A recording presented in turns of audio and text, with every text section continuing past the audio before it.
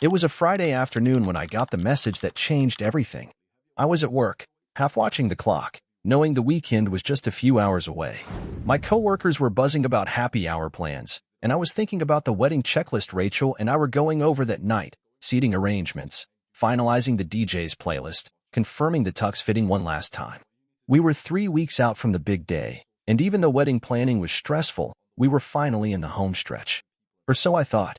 My phone buzzed, and when I saw it was a message from Rachel, I smiled. Probably something sweet or sarcastic, her usual style.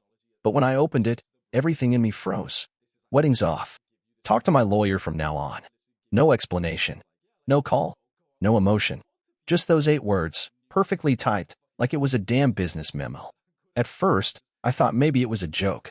A twisted one, sure, but Rachel had a dark sense of humor sometimes. I stared at the message for a good minute before I realized the typing bubble wasn't coming back. There was no follow-up. Just silence. I texted back. Are you serious? Nothing. Then, Rachel? Still nothing. And that's when it hit me. She wasn't joking. It was real. I sat in my office chair, just hollow. I could feel my coworkers laughing in the hallway, the smell of microwaved popcorn from the break room drifting in like the world hadn't just flipped upside down. But my mind was somewhere else entirely. I scrolled back through our messages from the past few days, talking about flowers, our wedding playlist, a silly meme she sent just last night. Nothing hinted at this. Not a single red flag in the last 72 hours. I'd known Rachel for 5 years. We met at a friend's barbecue. She was wearing this ridiculous sun hat and sunglasses so big she looked like a cartoon. I offered her a beer and a slice of burnt hot dog, and she laughed like I'd just told the funniest joke in the world. That was her. Big laugh, big presence. When she was in a room, you knew it. And now, gone. Just like that. Shock turned into confusion. Confusion turned into a weird, simmering calm. I didn't cry. I didn't throw my phone or storm out. I just stared at her message until my screen dimmed and locked itself. I stood up, walked out of the office, and drove home in silence. That night, I did something Rachel probably never thought I would. I logged into the travel agency's portal. I had paid for everything: first-class flights, private overwater bungalow in the Maldives, scuba diving lessons, even a couple's spa treatment on the second day. The full package came out to about $12,000. Rachel had been dreaming about that trip for over a year. It was her fantasy destination, the thing she talked about whenever work stressed her out or family drama wore her down. One day, she used to say, "One day we'll go, and I won't come back." Well, guess what? That day wasn't coming. The airline tickets were fully refundable. The resort had a generous cancellation window. I read the terms carefully, reread them, then clicked cancel all. Within minutes, I had confirmation emails for every refund. I didn't even feel angry. I didn't cancel the trip to hurt her. I just wasn't about to fund a luxury vacation for someone who couldn't be bothered to speak to me like a human being before calling off a wedding. If she wanted to go through lawyers, fine. Then this was just a business decision. I sent one final message in reply to hers. Understood. That was it. By Monday, I was back at work, still wearing the engagement ring she gave me on a chain around my neck. I didn't know why I hadn't taken it off yet. Maybe because I hadn't fully processed what was happening. Maybe part of me still hoped she'd call and say it was all a mistake. That she freaked out. That it was her mom's idea. Something. But what came instead was a call from an unfamiliar number. Straight to voicemail. "Hi, this is Michael Kramer, representing Rachel Evans. We'd like to schedule a time to speak regarding certain property arrangements and travel expenses. Please return the call at your earliest convenience. Thank you." I didn't return the call. He followed up again 2 hours later. Then again the next day. By the third message, it was clear something was off. He sounded flustered. Like he hadn't expected silence. Like something wasn't going according to their plan. I finally picked up the fourth call. "Mr. Taylor," he began, voice tight. "I'm calling on behalf of Ms. Evans regarding the travel itinerary that had been arranged for after the wedding." "I canceled it," I said flatly. There was a pause. "I'm sorry. I canceled the trip. Flights, hotel, everything. It's refunded." Another pause. Longer this time. Rachel was under the impression that those plans would still be honored," he said. I actually laughed. "She dumped me by text, told me to talk to her lawyer, and you think I'd still pay for a $12,000 vacation? Well, she has already taken leave from work." There were additional non-refundable components arranged independently. She can talk to her friend about that. I cut in. Silence again. Then he said something that made me sit up. Friend? She wasn't planning on going alone, right? I asked. Unless you're telling me Rachel was about to take her honeymoon by herself. There was a moment too long before he answered. I'm not at liberty to discuss Ms. Evans' personal arrangements. But now I knew. She was planning to take someone else. Probably already had. And she'd counted on me not reacting, just absorbing the hit, being the nice guy she'd always said I was. She counted on me letting her walk away untouched, while she took a tropical vacation with someone else on my dime. That's when it stopped being sad. That's when it started to feel insulting. She thought she knew me, thought I'd roll over, thought I'd be too heartbroken to notice. I may have been blindsided, but I wasn't stupid.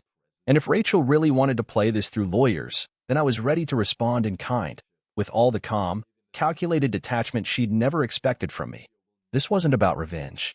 It was about dignity, and she had just lost the right to mine. The next week was strangely quiet.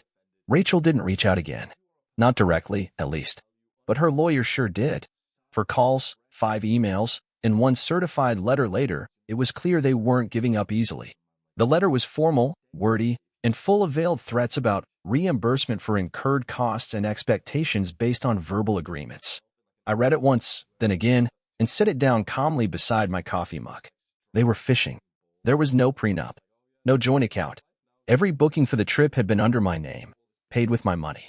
And there was no legal basis, none, for demanding that I uphold any understood honeymoon arrangement for a wedding she had called off. What they didn't know, what Rachel still didn't seem to understand, was that I'd done my homework the moment I hit that cancel button. I'd saved receipts, downloaded cancellation confirmations, screenshot text messages and timestamps. I even spoke to a friend who was a paralegal just to be safe. I didn't want a war, but I wasn't going to let them frame this like I'd done something wrong. It was late Thursday night when something strange happened. I was up scrolling Netflix, trying to distract myself, when I saw Rachel's name pop up in my notifications not as a message, but as a Venmo payment request. $3,750, half the Maldives cost. My stomach twisted. Not a message. Not a phone call. Just a financial ping, like I was some debt collector she was trying to settle accounts with. For a second, I hovered my thumb over decline, but then I remembered the weirdest part of the lawyer's voicemail, that she had already taken time off work and incurred non-refundable components. It had been rattling around in my head ever since. Why would she plan around the trip after calling off the wedding, unless she already had a plan B? I tapped over to her Instagram. Our accounts were still technically following each other, though she hadn't posted anything public in days. Her most recent story, though, was still up. A boomerang video of 2 cocktails clinking together on a patio. The caption: Countdown to Paradise begins. Tropical drink palm tree. Posted 6 hours ago. She wasn't trying to hide it. Not from me. Not from anyone. The glass on the right had a man's hand holding it. Different watch. Not mine. I stared at it, zoomed in, then sat back in my chair and let out a breath I didn't even know I was holding. She'd moved on. Not just emotionally. Logistically. Rachel had replaced me in the span of days. And not quietly, either. She wasn't mourning or soul-searching. She was celebrating. Taking the trip, just with someone new. And she expected me to pay for it. That's when I decided to stop playing defense. The next morning, I emailed her lawyer directly. Short and clinical.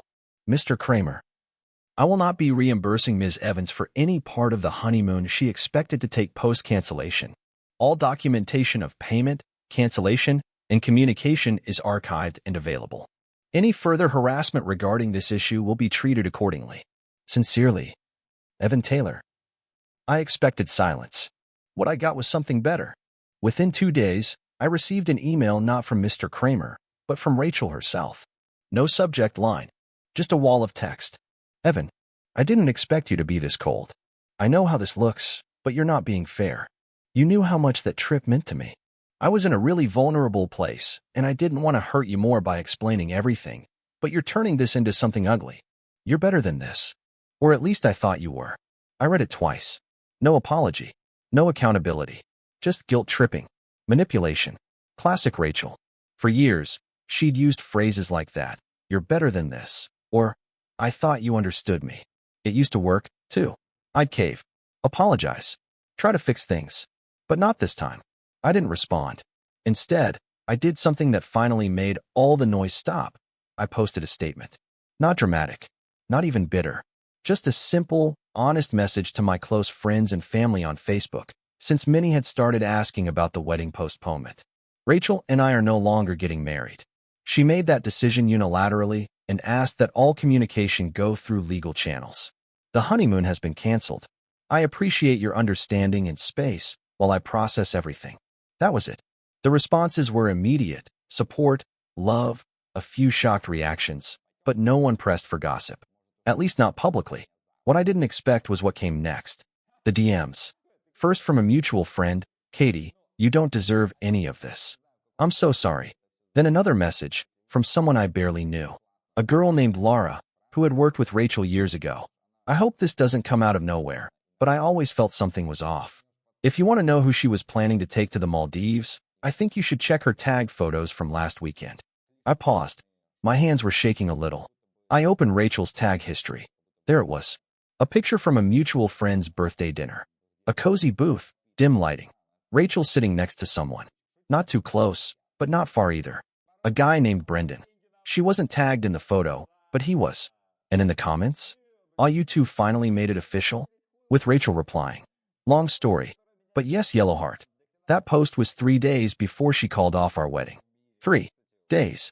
She had already been introducing him to our friends. Already positioning herself as his girlfriend.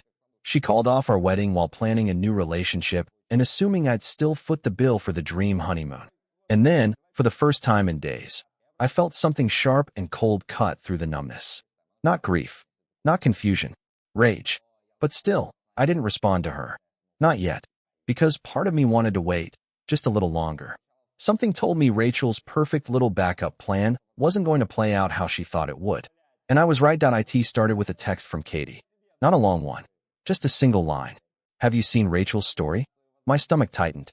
I hadn't checked her social media since the cocktail boomerang. I figured I was past that point, past the sick need to know. But I opened Instagram anyway. And there it was. A shaky video, obviously filmed in a rush. Rachel was standing outside a hotel entrance with her sunglasses pushed up on her head, frizzy hair pulled back, no makeup, visibly stressed. She was arguing with someone off camera. I turned up the volume. "You can't just leave me here. You said, Brendan, you said this was still happening."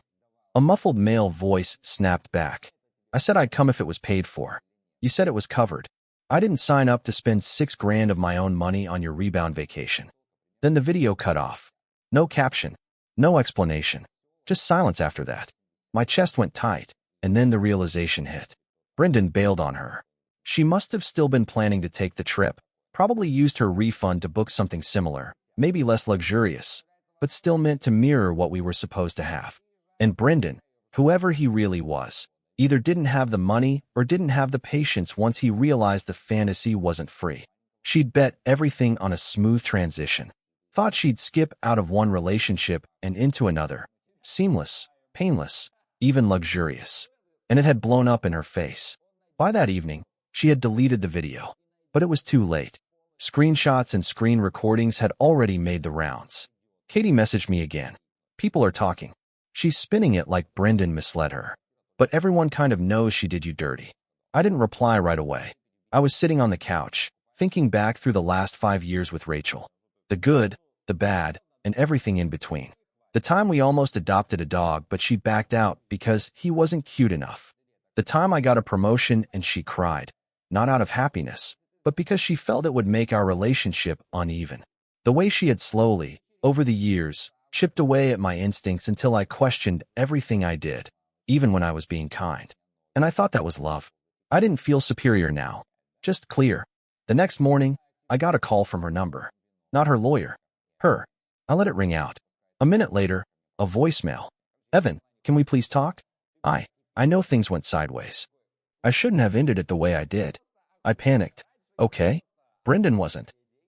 I thought things were different. I made a mistake. But this doesn't have to be ugly. I really want to talk. Just us. No lawyers. Please. I sat with that voicemail for a long time. I thought about deleting it. Then I hit save. Because for the first time since this whole mess began, She didn't sound powerful or smug or emotionally detached. She sounded lost, but I still didn't call back. Instead, I wrote a message. My first direct communication since that one word. Understood. Rachel, I wish you'd been honest with me from the beginning. Not just about Brendan. About everything. You didn't just walk away from a wedding. You walked away from a person who gave you loyalty, patience, and years of support. I'm not angry anymore. I'm done. I won't participate in your narrative, and I won't clean up your mess. I sincerely hope you find whatever it is you were chasing. Evan. She didn't reply. At least not right away. But 2 nights later, I got a text from her mom. We'd always gotten along, surprisingly. She was the warm, reserved opposite of Rachel's bold and often impulsive personality. Her message was simple. I'm sorry for what you've been through, for what we all lost. Just wanted you to know, not everyone agrees with how she handled things. I didn't respond to that one either. Not out of bitterness. I just didn't have anything left to say. The following weekend, I packed a small bag, booked a last-minute cabin up in the Adirondacks, and left town for 3 days. No signal, no distractions, just me, a notebook, and a lake. I sat on that deck every morning, sipping bad coffee and staring at the water, wondering how I'd let myself become so invisible in a relationship I'd given everything to. And then, on the last night, I wrote a sentence I never expected to write. Thank you for leaving me. Because that's what it was.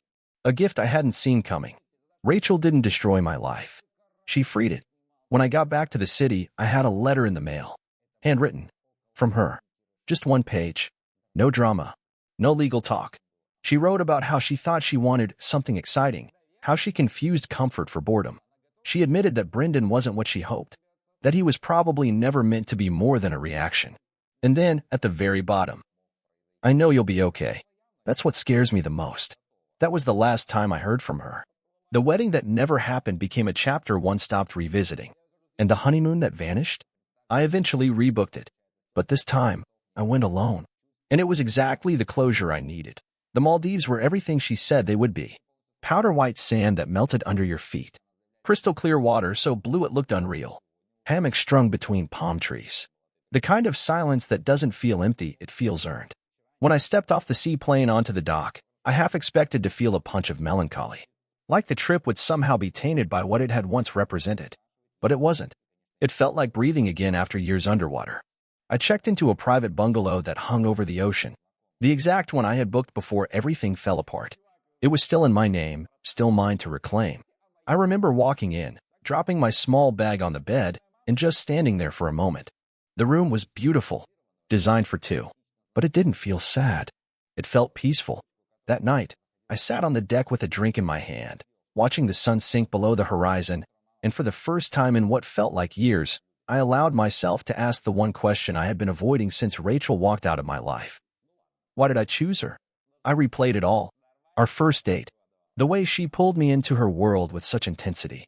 She wasn't just confident, she was magnetic. You didn't just date Rachel. You entered Rachel. And I loved that. At first. But somewhere along the way, I stopped being a partner and started being a passenger.